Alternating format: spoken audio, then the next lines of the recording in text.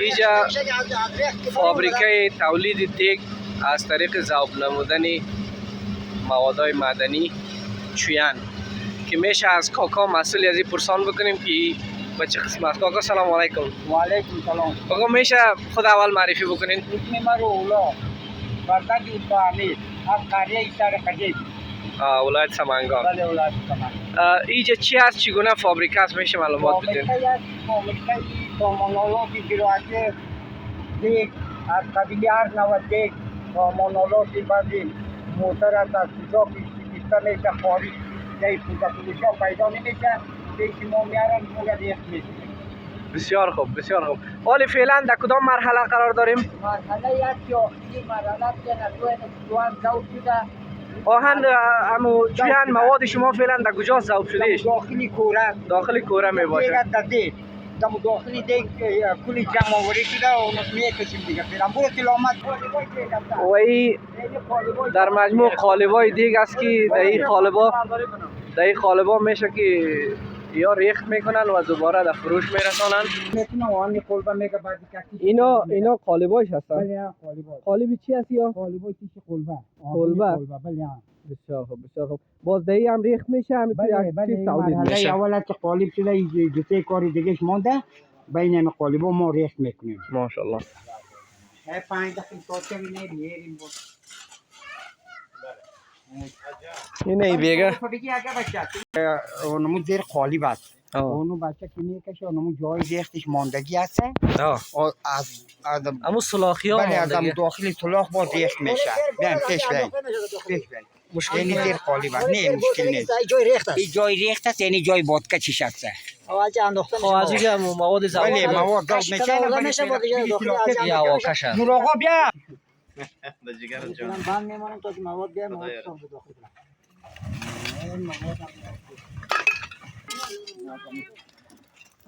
یعنی چویانی ذوب شده است که از دیگدان میکشن دیگه. بسیار درجه حرارت بالاست.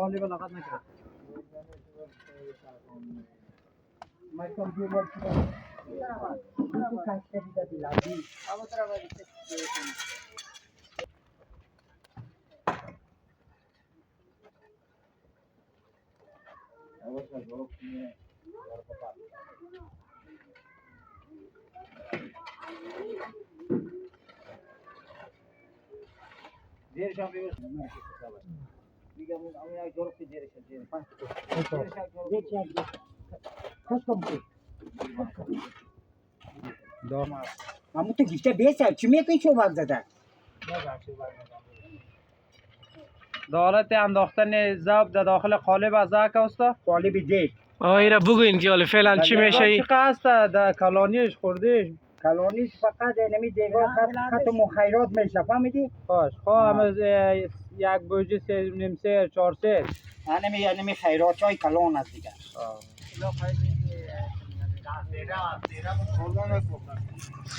این داخل قالب شد فعلا چی دیگه؟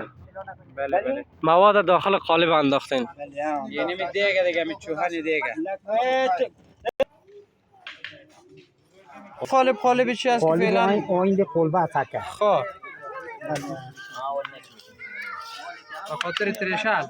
نه به خاطر دیقونا که کتی جوای قلبه میکنن. خب.